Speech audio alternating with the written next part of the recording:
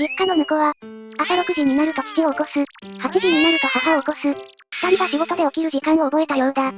たまに私が帰省して、実家に泊まると、なぜか、10時に起こすと決めているようだ。ある時、10時になったら、階段を駆け上ってくる音と鈴の音が聞こえ、ついで、とドアにぶち当たる音。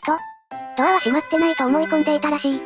確かに私が家を出てからは、この部屋は猫の昼寝用にいつも開いている。猫的には、ドバーン、と登場する予定だったらしい。その後、無言なのでこちらから、ロンちゃん、と聞くと、恥ずかしそうな声で、とドア越しに帰ってきた。ドアを開けたらもじもじしてた。